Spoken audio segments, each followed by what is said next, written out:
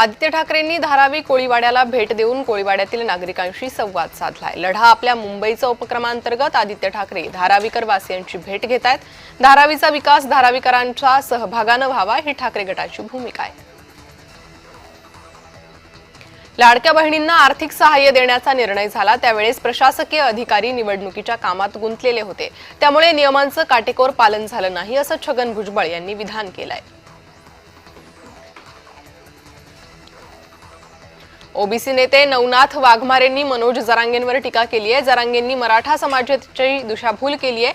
मराठा समाजाला काय मिळालंय यांच्याशी जरांगेंना काही देणं घेणं नाही। जरांगे फक्त बैठकावर बैठका घेत सर्व आमदारांना वेठीस धरतायत अशी टीका नवनाथ वाघमारेंनी केली आहे।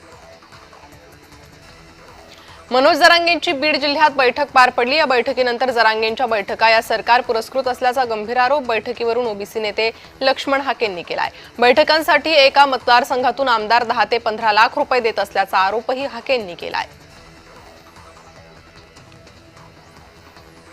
समितीच्या माध्यमातून सर्वांना न्याय देण्याचा प्रयत्न होणार आहे।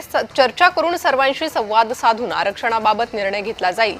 सर्वांना मुख्य प्रवाहात आणून विकास करण्यासाठी प्रयत्न असेल। मनोज जरांगे यांना विनंती करतो असं शिक्षण मंत्री दादा भुसे म्हणालेत। अनुसूचित जमाती कल्याण समितीच्या अमरावती दौऱ्यावर यशोमती ठाकूर यांनी टीका केली आहे। अमरावतीमध्ये ही समिती फक्त पैसे जमा करण्यासाठी आली होती असा काँग्रेस नेत्या यशोमती ठाकूर यांचा गंभीर आरोप आहे। मेळघाटातील आदिवासी शाळा किती कमकुवत झाल्या हे या समितीने बघितलं नाही अशी टीका यशोमती ठाकूर यांनी केली आहे।